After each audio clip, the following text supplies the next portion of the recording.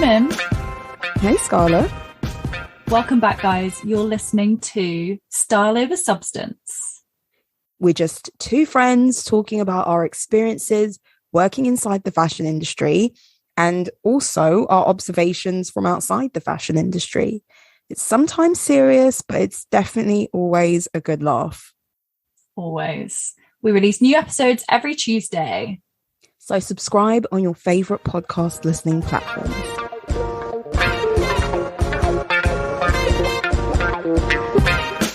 Just getting comfy. The red wine. Oh my God. So I've had, this is going to sound ridiculous. I've had 2 days of not drinking. That's not bad. No, I know it's not bad, but I really felt like I needed it today. So Saturday, I didn't drink because it's the day before running because I'm training. Don't know if you can hear that. Can't not meant to obviously drink before running. I think I had like a really small glass of wine, so it's not even really a night off, but still. Sunday ran and I was like, all I wanted was something to sort of take the edge off, but I knew it would go straight to my head and really be a bad idea. So today has been like my first day just to like take the edge off because I'm in pain, I ache, and I need it. I just need it. You deserve it. You deserve it. Do you run every day? No, or just on Sundays? Sunday's the long run day. So Sunday's like pain day. Okay. Monday is rest day. It's normally Sunday, Tuesday, Thursday. Listen, you're better than me. I could not do a marathon. Well, at this point, I may not be able. That's a lie. I will do it. But what made you want to do this marathon? So I enter the ballot for the London Marathon every year. I have done for like 5 years. And then in 2018, for context listeners, I did a marathon, but I did the Brighton Marathon because I didn't get the London one. And I was like, well, I'm doing one this year. That's it. And so I signed up for that one, which is maybe like a week before or 2 weeks before the normal London one. And it was hell. It was hell on earth. It's not a great course. It's not that much fun, but I did it. I did it for charity. And then I entered the London Marathon ballot as I do every year. And this year I got it. And it's so rare to get it, especially in it's still a sort of a COVID knock-on year where people couldn't do it in person. So there's fewer spots than ever to get in. So I am a chosen one. Chosen few. And so I have to do it. I understand doing it because you won the ballot and it's a big deal. But why did you even put your name forward for it? Why? I think I've always wanted to do the London Marathon. Like I've done, because we know what really actually is annoying is people like, did you do a marathon? Was it a half? Was it this? Because no one knows of like the Brighton Marathon, whereas like people know it's a marathon if it's the London one, and it's not enough of a reason to do it for other people. But I think the atmosphere and everything growing up basically in London, I feel like will be like, I think it'll be amazing. You want some respect, but it's just hard. So long story short, you're an overachiever, really. I've got eyes bigger than my stomach. That is like the situation here. Fair enough. You'll do fine. But you know what's really funny? I literally I really over egg myself at times. So at the weekend I had to do 13 miles, which is a half marathon basically. That's a half. Huh? 13 miles is a half marathon. Yeah. So you got to do 26. 26.2. Yeah. Oh, because when you did 13, I was like, wow, like. Yeah, so that was only halfway. Well, that was the whole thing. No. But like I was like starting my run and I was like feeling really good, and I was actually trying to make sure I was running slow because I was feeling really good. It's like, you know what's going to be my next challenge after this? I was like, maybe I'll do Paris Marathon. And like I got to the end of this run, I could barely move. I'm literally nearly crying. And I was just like, let's just get through this one. But you know, when like you just have to kind of that like visualize, it's like, what's my next challenge gonna be? Yeah, I know what you mean. I know what you mean. You know what? That is a kind of a good segue into my fashion story. Ooh, okay. The idea of like having a goal and like trying to like go towards it. Yeah. Don't worry, this is not an uplifting story at all. Start the background music. Huh? Like the X Factor, you know, where like the sub story comes on. Yeah. This is my sub story.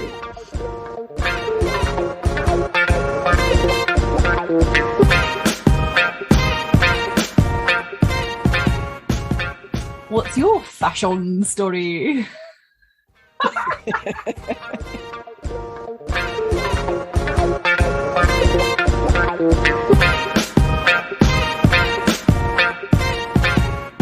So over the weekend I was in town and I told you I got some air tags. Yeah. It's like, so I went to pick them up because I don't like to pay for postage. So I was like, I'm gonna go into the store and pick these up for free. And then I thought it, because I went to the gym in the morning, so I was in the high street early, which is not something I normally do. And I walked past Goldsmiths. Now, my goal after this house thing is I want to buy a Rolex. As you do. That's just my goal, yeah. Like Shane Ward. That's my goal. Yeah. Yeah, good. I think it's really important to have goals as well. It sounds really shallow, but I don't think it's as fickle as it sounds. My mum has one, and they are one of the watches that hold their value. Like an investment piece. It's like a Chanel 2.55. Chanel classic flap. Okay, yeah, classic flap. So not only do I love it, not only do I feel like this would be a very commemorative piece. I don't know when I'm getting it, but it's just my goal. Yeah. It's my like speak it into the universe. 2 to 5 year goal. But it will hold its value, and I can feel comfortable in being that lavish on something like a Rolex. Yeah. Mm-hmm. So of course I went into Goldsmiths. Yeah. I've been there before and I've tried on an Omega watch, but I don't really want it. But sometimes you just got to go in these fancy places and kind of make your presence. They don't know what's in your bank account. Well, this is the thing. So I walked in there, and you know me, I'm not like, I don't get nervous about being in expensive shops. I just feel like I'm allowed to be here. Yeah. I'm allowed to be here. I used to work in retail. Mm-hmm. You know, like I was never in a position to judge people walking into fancy shops because I was working there. So I was poorer than the people shopping there. Mm-hmm. So I walked in there and I saw they had a Rolex display in the window. Yeah. So when I walked in, I approached the sales associate behind the counter, and obviously they don't put the prices in the window. Yeah. So I had to ask her, I was like, oh, there's a Rolex in the front. Jubilee bracelet, because I know what the you know. Is. I know. I've been on their website lots of times. Designed my own Rolex. So I walked in there, I was like, you got a stainless steel one in the window, it's a date just, you know, Jubilee bracelet. Can you tell me how much it is? And so she told me, and it's like we're gonna say, it's just like just under 7, yeah. And I kind of had already braced myself for that because I've been on the website, yeah. You know. I wanted to know for real, because there's lots of design combinations you can go for in watches. So you never really know the price until they tell you this exact model. So I said, oh, okay. Like, she says, oh, those ones actually aren't for sale. They're just display pieces. But if you wanted to buy when you come and you book an appointment to speak to one of us, and we'll take you through the options. And it's basically like buying an Hermes bag. Yeah. So like a wish situation. So you tell them what you're looking for and what your Rolex wish. Yeah. I think it's a little bit more straightforward than Emma. Like, I don't think Rolex is going to come back to me and be like, well, you haven't bought any Rolex pieces before, so you can't. So she says, yeah, you note down what you want, and then we submit your order. And I said, well, how long can I expect to wait until one becomes available for me to buy? And she says, well, the women's watches are kind of easier to get in terms of you don't have to wait as long for them. I think it's because like the men's market is really speculative and really intense. Yeah. You know? It's been going on for longer. Yeah. So I was like, okay. She said it would be between 2 and 8 months. I was like, that's not long. That's what I said. I said, I can brace myself for that, because you know what? It always helps to get a little extra time to collect your pennies together. Yeah. You hope it's 8. Take your time, babe. Take your time. I best get busking now. I know. So she said, it's worth bearing that in mind when you come in, that you might have to wait that long, and just kind of be comfortable with the wait sort of thing. So I said, yeah, that's fine. Like, it could be a lot worse, couldn't it? It could be Hermes, where you might never get the bag. Yeah. And she says, when you come in, you need to remember to bring in a form of ID, like photo ID. She was like a driver's license or something. I was like, okay, yeah, that's fine. And then she said, you have to be over 18. Are you over 18? And I went, what the fuck? Are you over 18? Babe, I'm 30. And I said, I'm a lot older than 18. And I thought to myself, that's the moment. Imagine someone less than 18 asking these questions. That was a second thought I had. The first thought I had when she said that, and I mean, compliments to your skin. Well, it's probably my acne that threw her off. She's like, this is not adult acne. So the first thought, after I said, like, listen, I'm a lot older than 18, I was thinking to myself, so she's seen me walk into Goldsmiths, ask for one of the most expensive watches here, and she's thought, she can't afford this. This is like, what is she doing here? Is this a joke? This little girl. Do you have ID? Do you have a job, miss? Like, and I thought to myself, that was what I was assuming that she was thinking when she thought I was a literal child. And I thought to myself, like, does she think I can't buy this?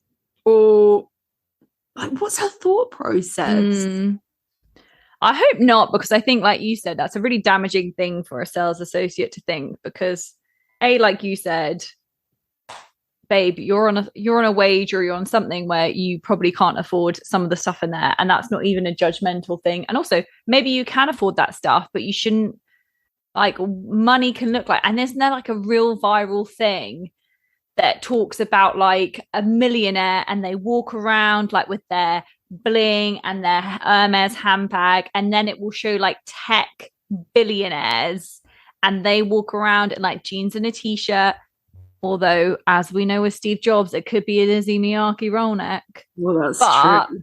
They're walking around and you wouldn't know that they've got money, like, at all. So you can't judge people on that. I hope not. I bet it was more just like a compliment of like, you look really young. I also thought to myself, how many, as you kind of alluded to before, how many teenagers are coming in here wasting their time asking for things like, oh, I want a Rollie. How much is that Rollie in the window? And asking for things. Realistically, maybe they think their parents is going to, because there are wealthy kids out there. But like, I also just don't think that's the way they would ask it either. I think if you are a kid who's got a lot of money, you're not kind of coming in like, oh, you know, how long till it's like, you're not asking those kind of questions. You're probably a bit more entitled. Oh, I see what you mean. Maybe coming in with more of a where's my Rolex? Yeah. Yeah. Well, I just know that when I do go in, So she won't get your commission. no, she's not getting my commission. Yeah. I'm so sorry, babe. I do want to walk in on a day she's working, but I'll be like, no. Oh my God, you can have your Big pretty mistake. woman moment. Big mistake. Yes. Yeah. Oh my God. Yeah. So that's what I'm manifesting right now. I love that. Yes. Manifest that. Mm-hmm. What is your fashion story? So I have two-ish. My first one is I've already had emails about advent calendars. Stop it. I'm not joking. I had my first one maybe about two weeks ago, and I had one today that is like, join the wait list for our beauty advent calendar. And you know me, lads. I'm a sucker for a beauty advent calendar. So have I joined the wait list? Yes, I have. Yep. Even though I know I'll be getting the emails anyway, because clearly I just got the email to join the wait list. So we all know I get the emails. But anyway, that's shocking. But I will say, I do remember there being one released really early last year. I think it was September, and the rest were around October. I remember that. And I think it was Space NK that got in there early with the September release, because then obviously, like, you don't know what other people are offering. So it's sneaky. They get your money first, don't they? Yeah. And then by the time, like... And then you're like, but that one looks really good, and that's better value for money. And then you're like, well, I'll buy that one as well. You return advent calendars. What's the returns policy on these things? I actually don't know. You've never returned it. I've never returned one. There must be a returns policy, like, because it's like any other goods. And also, like, let's be honest, you're not opening it in those 30 days. There must be a returns policy. I think legally, if you buy something online, they are obligated to take it back, and you either get full credit or actual cash back. Because you can't try it when you're buying something over the interwebs. So I think you do, but I just don't think people bother. True. And you're buying it because you know you want that. Unless it's the Chanel one. Do you think anyone returned that? I mean, no, but they should have. They really should have. Maybe we should buy it this year just to return it. What is this piece of crap? A sticker? On that note, I am also manifesting Chanel contacting our quote-unquote agent. We are waiting. It is the perfect time of year. Yeah, do you want to create our next advent calendar? We would love to. Thanks for asking. And then my second one is that Prada has kind of launched this big campaign, beauty campaign, general kind of what's it called when you have like your it girl or your it people ambassadors. So one of them is Kendall Jenner, and the beauty shot is what I would call the opposite of a beauty shot. It's quite a plain looking photo of her. However, you know who's also an ambassador of Prada right now? Give me a clue. She's British. About our age. Been famous since she was a child. Hermione. Miss Emma Watson. Which is quite unusual. She's not really in like the forefront of stuff. And what they've done is they've put a wig on her. And do you remember when she cut all her hair off short after Harry Potter and had the pixie haircut? Yes. So that is what she looks like in these adverts. And she got this edgy makeup and all of that stuff. And I thought, do I think she's a Prada girl? Like Burberry was her thing for ages and that really suited her.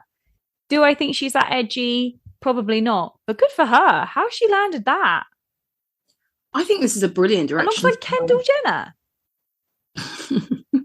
We can go on to Kendall Jenner in a second. But, I think this is a great move for her. I think, dare I say it, I think the Burberry of the past, I'm guessing the one that you're kind of the Burberry era that you're referring to that suited her was a bit boring for her. Yeah. You know, she suited the brand Thanks. as like classic English rose type thing.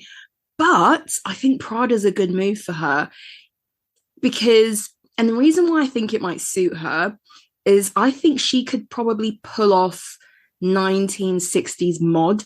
Yeah, well, that's very mod. That's how they're styling her. Yeah. Yeah. I haven't seen these pictures, but I can imagine. And obviously British fashion in the 60s was massive. It was, you know, one of the kind of industries in the front runner. Does that make sense? You know?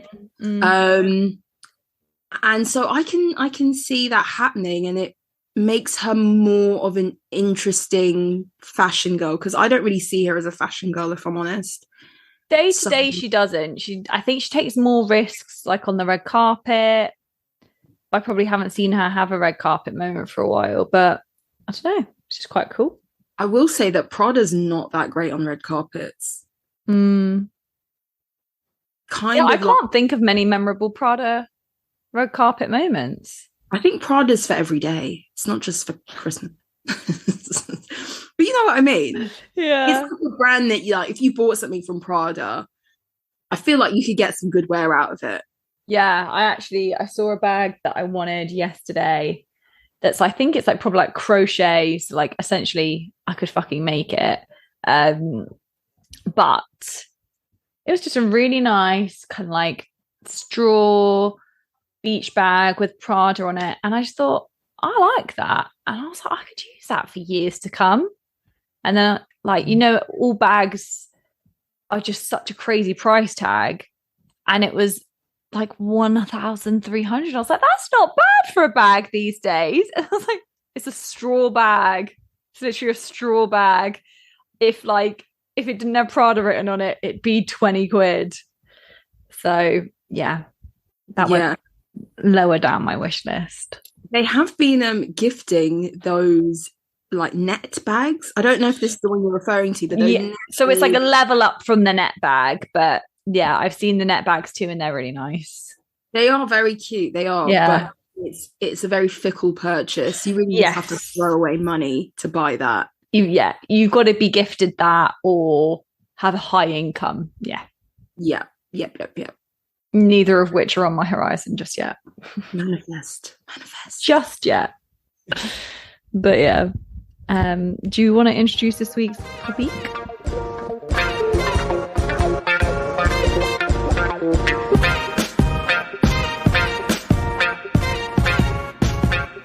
We interrupt this broadcast to say, go follow us on Instagram. Our handle is @StyleOverSubstancePod. There you'll find our weekly fashion topics, all the stuff that we discuss in each episode, and our polls.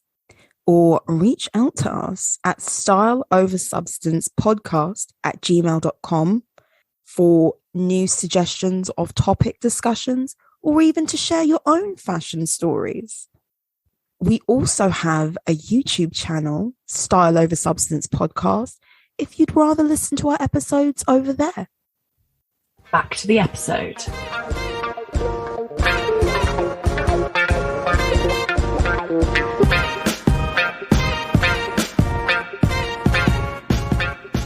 Yeah, okay. Well, we thought it's about high time that we dedicate an episode to one of the most iconic, influential lingerie companies of at least our generation, for sure. Whether you love them or hate them, and there's a lot of reasons to love and hate them, I think it really shaped a generation of lingerie lovers, you know, grabbed us by the bra straps from young and dragged us into adulthood. I will say I don't own anything from this brand, but I think as we talk about, you know, we talk about it and throughout the episode, it's undeniable that culturally it was a pretty big deal. Yeah. And so we're going to be talking about Victoria's Secret. We're going to talk about its history, what it's known for, it's kind of period of turmoil that it's been through in the past like 5 years, and also what it's doing now. What do we think about its like brand revival, and where do we think its future is going as well? Yeah. So I do own things from there, not many. I own one bra, and I will say it's a really decent bra. This was around a time, I must have got this nearly 10 years ago. It was around a time where not many shops had my size, not many sort of high street shops. And I would say Victoria's Secret is just maybe a level above sort of like Marks and Spencer's prices. Well, at that time, it was at probably only just a bit above that. Now it's probably maybe even more. But not many shops had my size, and so this, like, they did, and yeah, I got it as like a present. I think I'd asked for it, but this, I still have it. Is it discolored? Yeah, like it was like a nudie pinky kind of color, and now it's probably a little bit grey looking, but it still stands the test of time. I wear it all the time. Decent bra. But I will say that there's only one store in this country that I'm aware of that actually sells underwear. Otherwise, you have to buy it online, and that's the Bond Street or New Bond Street store.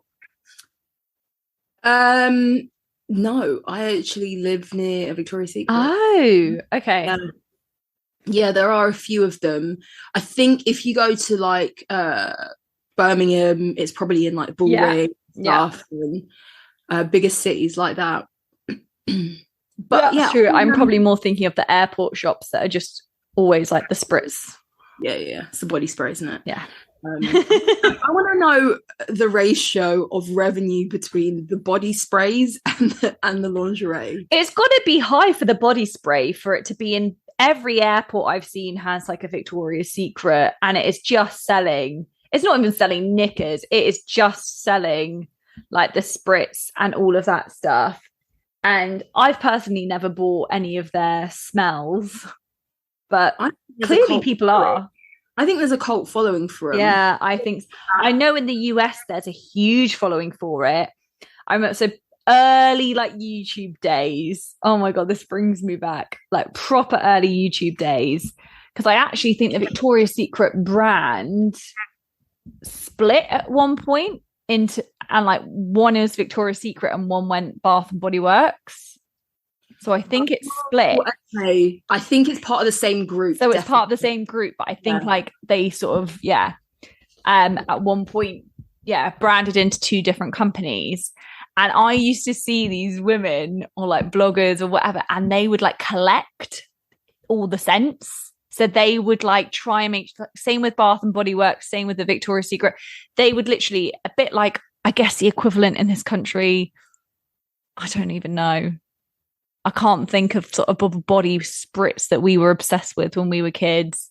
Body Shop? Lush. Yeah, that's what Lush. That's what I was thinking, was maybe like Body Shop or something like that. But like literally these girls would collect each body mist and body spray. So it's not quite perfume. It's like the level down from perfume or the level above deodorant, whichever one you want to call it. Yeah.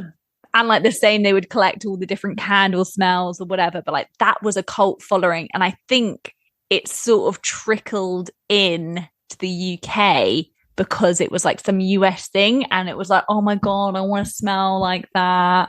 Yeah. Yeah. Yeah, definitely. I think when I was a teenager, I associated Victoria's Secret with like the likes of a Hollister, a Jack Wills level, that sort of scene. And it was the kind of brand that you were seen to carry one of their bags. Yes, that pink striped bag. Yes. It was a very preppy brand. Yeah. Very Sloaney. Oh, mate, the Sloans. Oh, yes. Yeah, and it was like for teenagers, you know, we all had Marks and Spencer's underwear. But if you, as you were moving into like being like a preteen and a fully fledged teenager, you wanted something fun. And that store gave that fun experience for teen girls, really.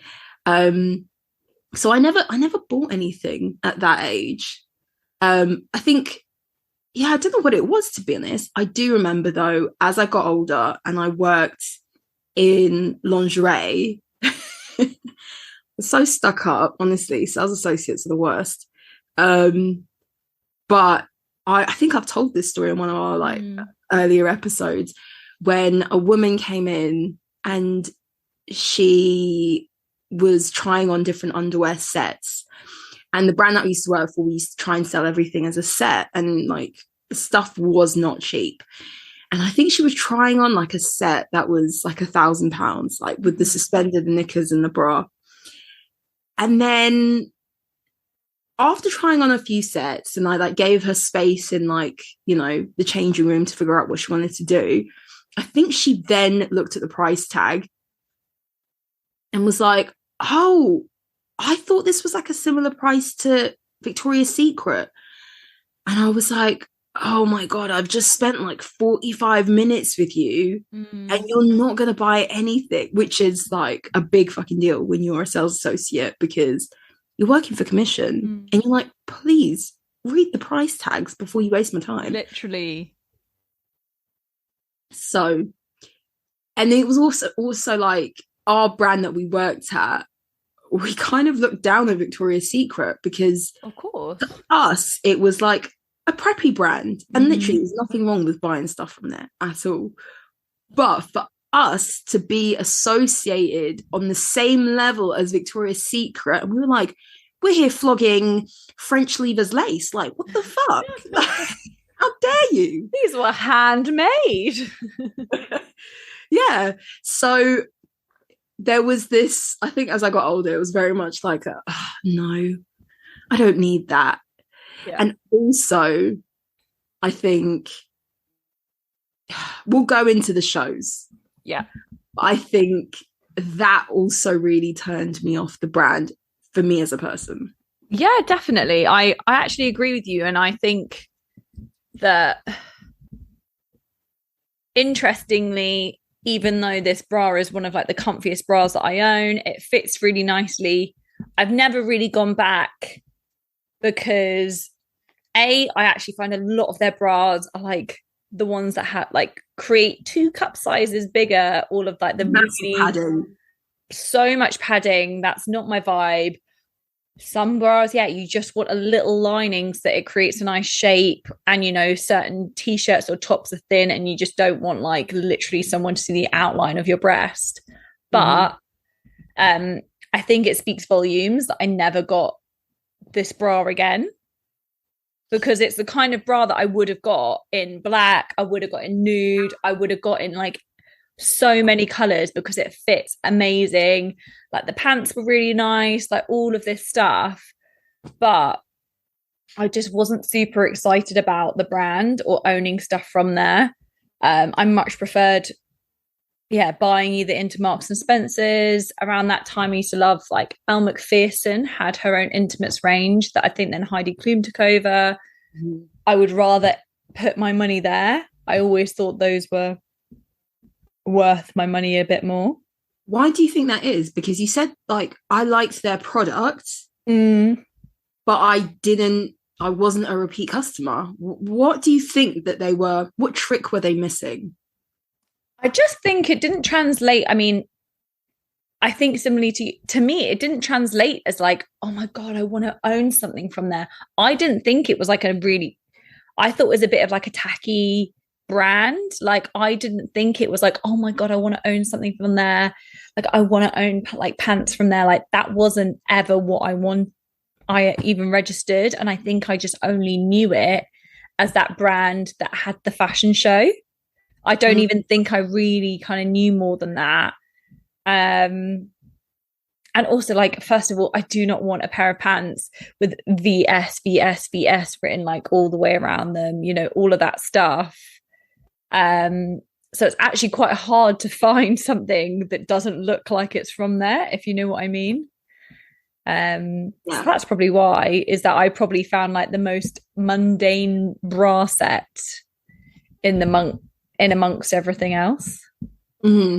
Yeah, it's funny because if we take it back to the beginning of Victoria's Secret's its inception, it was created by an American businessman who, the legend is, now I don't really know if this is true, but he opened a lingerie store so that men would feel more comfortable buying lingerie for their wives and girlfriends.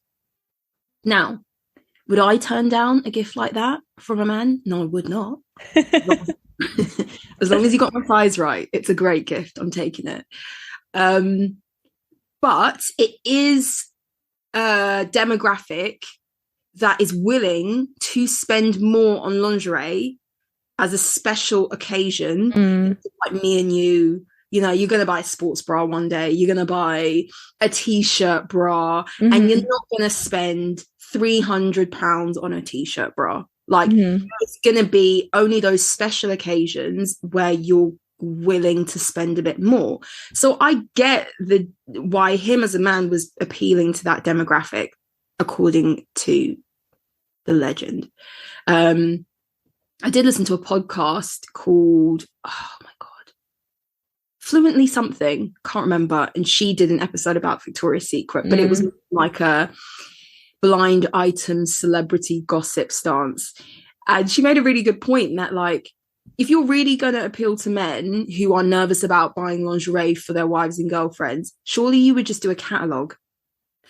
Why would it be a store that you got to walk into? Interesting. That's very true. And also that was probably, the catalogue was still very alive during that time. Exactly. It wouldn't have been out of place to catalogues to people's homes and things. So that's why I'm not really sure if it's a real tale, but whatever. I think as time went on, especially the Victoria's Secret that we grew up with,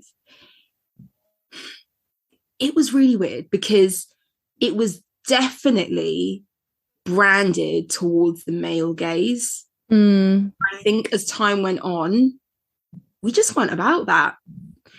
So when you talked about Elle Macpherson and then what later became Heidi Klum Intimates, I think the brand was girly.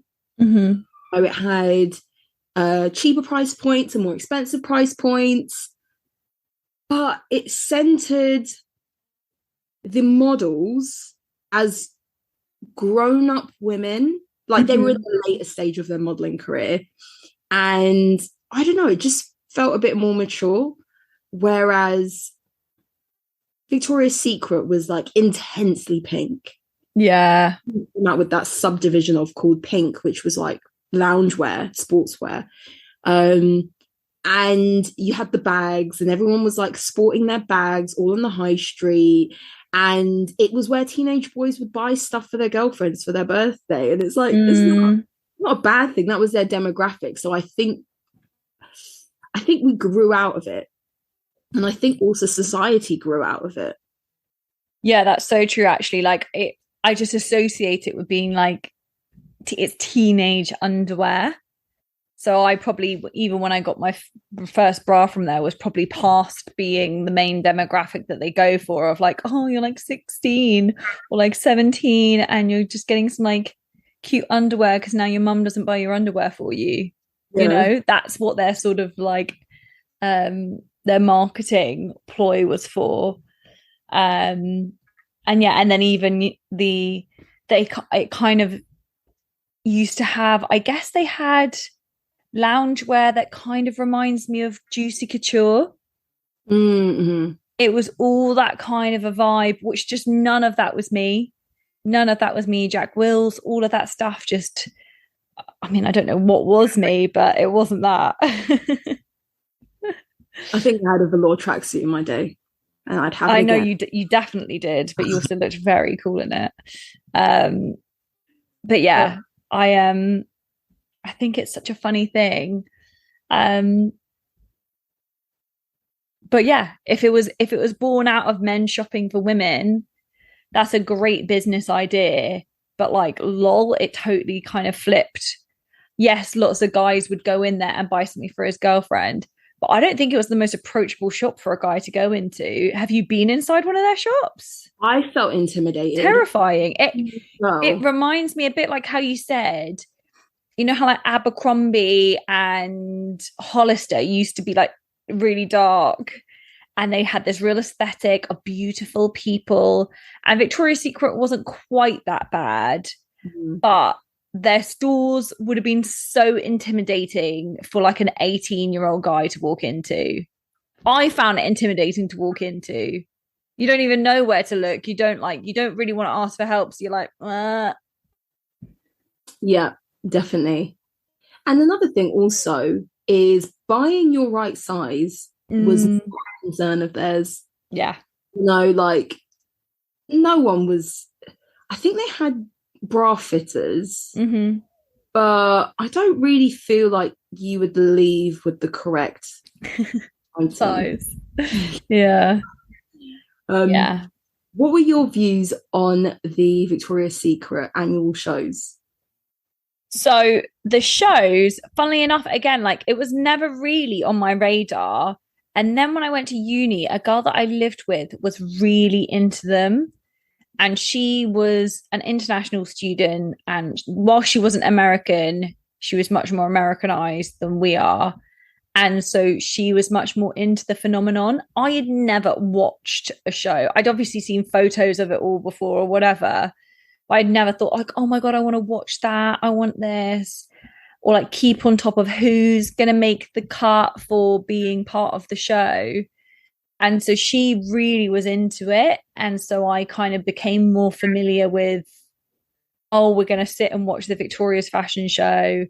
And then I also think just with the rise of social media, you then just saw so much more of work out like a Victoria's Secret model, like Gigi Hadid. Is she going to become a Victoria's Secret angel? Hailey Baldwin wants to become one, but isn't. You saw all these headlines and it made it more of a thing. However, I, again, was never watching it to shop for underwear. Like, did you used to watch it? No, but I do think in uni as well, that's when I became more familiar with shows. And you're right, it was like, now I don't know much about sports, but it's like the time of the year when all these sports teams are like drafting, who's signing a contract with which one, you know? And it was, I think it was part of the marketing, which was brilliant marketing. 100%. It was like, who's going to be lucky enough, beautiful enough, toned, sculpted, tall and skinny? And it was quite a specific figure look they were going for. Definitely. Who's going to be lucky enough to be one of the angels and have that on CV? Because it was a CV thing. Yeah. If you're a model, I mean. And then imagine turning up to work at like Goldman and Sachs and be like, I was a Victoria's Secret angel. I mean, I think it'd get you in the door. That would definitely. A bank, Goldman Sachs. I'd put that on my CV. I think all those bankers would love it if I were a VS model. I mean, I would it, but you know. But yeah, like it was a rite of passage for a lot of models, and the hype that surrounded the shows did wonders for the brand. But I remember thinking, like, looking at the pictures with a bit of a side eye, like, I don't identify with this at all. I don't aspire, like, these women are beautiful. Yeah. But I don't aspire to any of this. It's a little bit too preppy, because you know they used to walk down the catwalk and they used to be like, hey, like their faces. Yeah. Like, it's just very American. It was a lot. And then it would be like a real, like a wave at the end of the runway and like all of that stuff. And you're like, no. Yeah. And then a little wink or something, and you're just there like, where are the fashion shows where they look deadpan at the floor? And then they'd like give a little wink to Maroon 5. Like, yeah. I want to move like Jagger. Yeah. So I think after that, what you mentioned about train like a VS model, that's when we started seeing like we grew up in the period of like heroin chic, like having eating disorders, essentially, that coming to the fore. And I think after being a bit educated in terms of unhealthy eating or disordered eating with models and what they had to endure, and then we saw these insane diet programs by these angels, we did kind of look at their bodies and think, that's not normal, is it? Yeah. And granted, there are some people who have that naturally, but not most people. But I think for once it was helpful to actually see that they're doing something crazy to get there. Like you said, there'd be the diet and then how they're training. And you're like, well, no one does that. No one goes to the gym 3 times a day because they're trying to literally shred so their abs come out as much as possible before this show. And they're making sure that they literally consume nothing that is like for water retention and all of that stuff. It's not attainable. So that was helpful, but also kind of like, that's mental that these people are going to these lengths. Because, I mean, to cut a long story short, the fashion shows came to an end in 2019 and they lost their popularity. And a lot of the sort of speech around that is because it became non-relatable. There's loads of stuff. I think there were loads of issues with the fact that it was a bit feminist, that like it was the Me Too movement around then. There were problems with the founder. There's loads of stuff about like, I don't know, is that questions around the show and was it appropriate? And is it a good role to set for young girls that there are these models doing X, Y, and Z and to become a model? But it also wasn't representative at all. These women all were the exact same body type, the exact same size. Their abs looked the same. They had like these long torsos. They had these, probably all had the same bra size. None of them really had boobs, kind of a thing. And if they did, like, I don't know, they were trying to push up nothing to their chins anyway. And it just kind of only represented one body type. And that's just not okay in 2019 that we're only showing one shape, because more shapes were being shown on the runway at that point. Yeah, it was a bit archaic after a while, wasn't it? It wasn't like we were at the point where any body type could become a global successful model. But we had moved into the like, we just want a normal size, like you know, we didn't aspire for UK size 4 and 6, and we just thought, I think we thought like, oh, Victoria's Secret is stuck in the past now, along with all its other scandals as well, which tarnished the brand.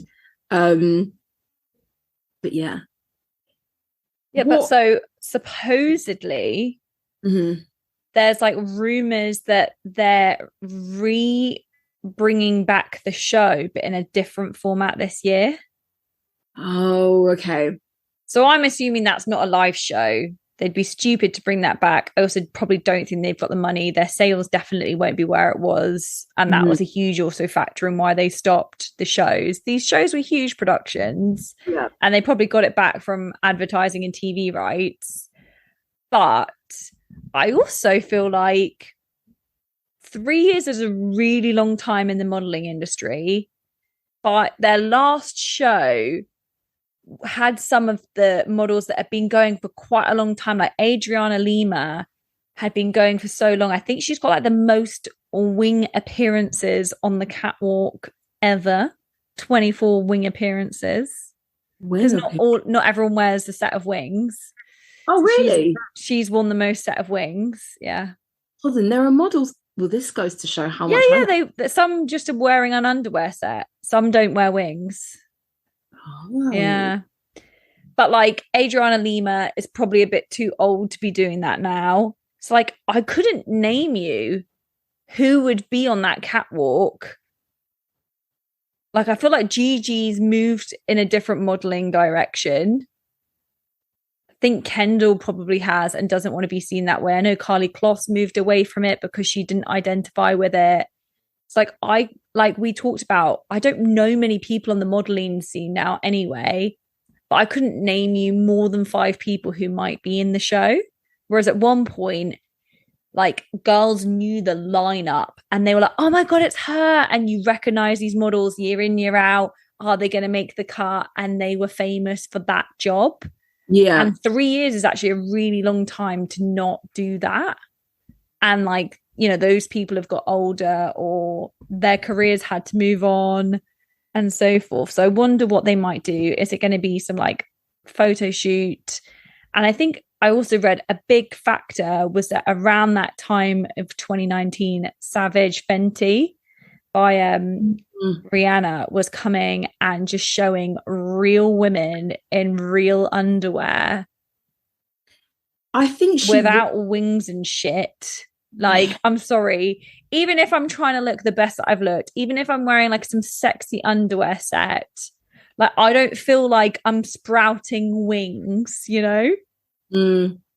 I think that Savage Fenty really benefited from the demise of Victoria's Secret. Because it came up around the right time of Instagram, using then real women to publicize it. We never saw people really advertising Victoria's Secret on social. Yeah. They were the emphasis of Victoria's Secret in that they had a lot of influencers pushing the product. A lot of influencers. They had men in their show, plus size men, plus size women, non-binary, a pregnant woman. Yeah. And they would, so they really benefited from VS like going downhill.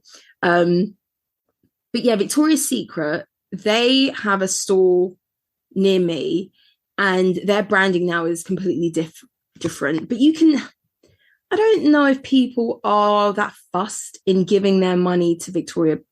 I was just about to say Victoria Beckham. I saw it in your face. The patron saint of our podcast. But yeah, Victoria's Secret.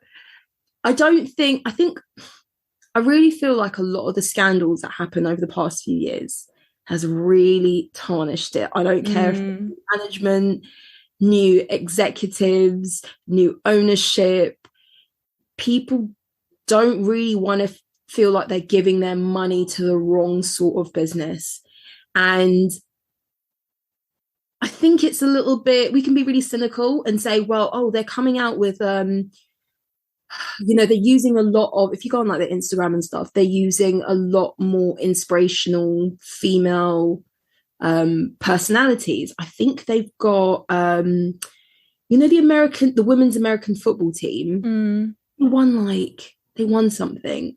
And the captain, she had her moment in the sun a couple years ago. I think she's part of the campaign they did once. They have lots of women in different industries who have careers outside of modeling, basically. To kind of feature and be their brand ambassadors. And I think people just see through it. I don't really know if they could ever be as successful as they were. So I have a question for you. Do you think it's harder to come back from a tarnished name when you're an underwear company?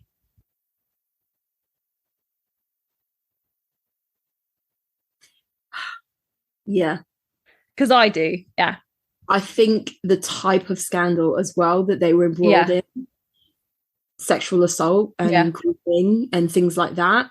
Underwear is such an exposing part of our lives physically. And it's, you know what, there is still something that could feel, and I wouldn't mind betting that so many men still feel a bit seedy buying underwear. There is still this there is still something around it. Like, granted, it is something that isn't always seen on the outside, whatever. But the reality is, how many pictures on Instagram do you see of girls in bikinis? But if you saw a picture of them in their underwear, you'd be like, what? Like, there is a different mindset with lingerie, all of that stuff, that I still think has like this seedy underbelly that 100% I think that is also that like an unfortunate thing for them because of their scandals and then being an underwear company. It's just going to be harder to spend to part with that. I think they probably need to pivot into like a Skims thing. Yeah, they need to go loungewear, or they need to just focus on their body mist. Yeah, there's nothing wrong with selling a bit of body mist and making millions from it. They clearly have already, but yeah, maybe their push-up bra days are long gone. Yeah, is this the part where you give them business advice and you say, heard it here first? I actually don't know if I've got I just don't know. I've never really found a place for them in my life, so it's a difficult one. I think they should do pajamas and robes. You know what? They look like they've got, or yeah, pajamas and robes, or just like stick to the US. I don't think they've probably got nearly as many issues there. Really? Well, I think there's so many people over there that even if you have 1% of the market, it's still a lot of money, isn't it? Yeah, I just think it's they've got a bigger market out there. I think that is their M&S. So where we all can go to M&S for our underwear and for our first bra, I know in the US, that's where you go for your first bra is Victoria's Secret. Really? I think that is their equivalent. Because they don't have the M&S equivalent. And M&S is a lot better than Victoria's Secret. It's way better. And you know what? Not that this is important, but I would way rather a lady who is in her 40s plus or even 30s plus, but probably seems like 40s when you're like 14, 15, measuring my boobs than like some 20-year-old who doesn't know what they're doing. And it's their first job. I would rather like a lady who's like, you know what? I don't even care what I'm looking at. Like, this is how you measure for your bra size than some 20-year-old. That's just me. Yeah. But then you also, I think you have a different viewpoint because you had added complexity of finding the right size. Yeah. Whereas for a lot of teenage girls, they probably don't have much. Yeah. And they're just looking for like, I need something that's going to be sexy. I said that. Before I make my point, I think that the trends that we have now for Gen Z is completely different to the trends that we were living in back in the 2000s.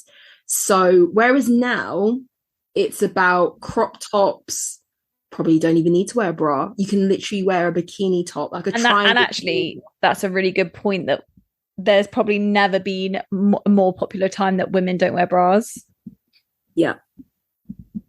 Yeah. And just like baggy trousers, that's what the kids are wearing. Like,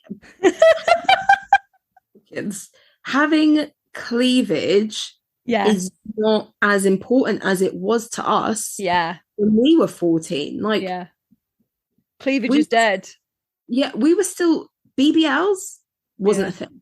We were still living push-up bra world. The wake of a Pam Anderson era. Like in the wake of that, where it was all about the boob tits. Jobs, all about the tits. Yeah. Our patrons say she had a very poorly bad breast enhancement.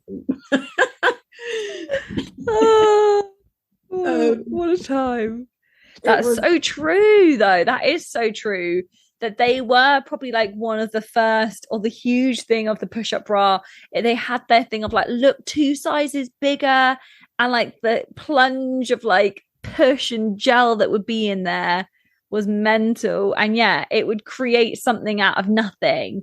Yeah. And boobs used to be way more of a thing than they are now. I think actually I think anything goes now anyway, but I've never been one to want to show off cleavage, but I just don't actually think you see many people thinking that that's an alluring thing. Whereas at one point it was like, all we wanted was to like try and find some way for our boobs to touch in the middle. Yeah, they had to touch. Do you remember? This is like a weird segue, but sort of relevant. So when we were younger, it was probably in like one of our sort of like sex education, like female sort of like chat classes. And they were talking about bras. And one of our teachers goes like, oh, you only really need to wear a bra if you can hold a pencil up. Was that from our teacher? Yeah, that was from Hustlebury. Oh my God. And she was like, you only really need to wear a bra if you can hold a pencil under your boob. And, you know, and then there's also like a funny internet trend where then women like who've got really big boobs can like hold up brooms or whatever under their boobs. That's very funny. But yeah, times are changing. That was definitely an old wives' tale. Yeah. Well, also, wear a bra if you want to wear a bra. Yeah, exactly. It's like the old wives' tale as well of like, who knows what is more supportive for you? There's like a language of if you don't wear a bra, your boobs keep their elasticity and they'll stay perkier for longer. But then there's also a thing of no, if you don't support them, gravity will take them. So yes, that is. We will never get that. That is next to the theory of nature versus nurture. Yeah. It is, do you wear a bra or do you not wear a bra? Yeah.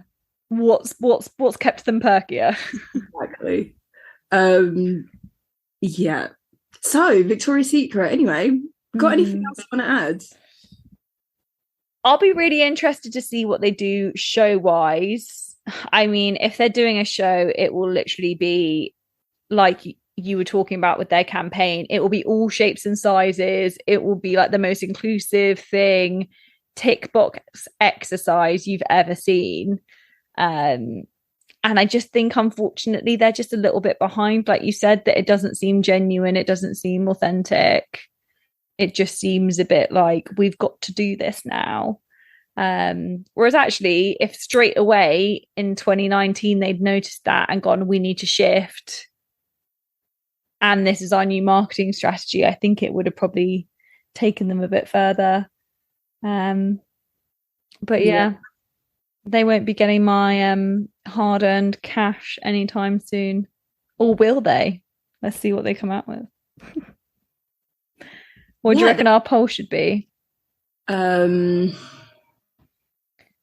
you convinced by their new branding?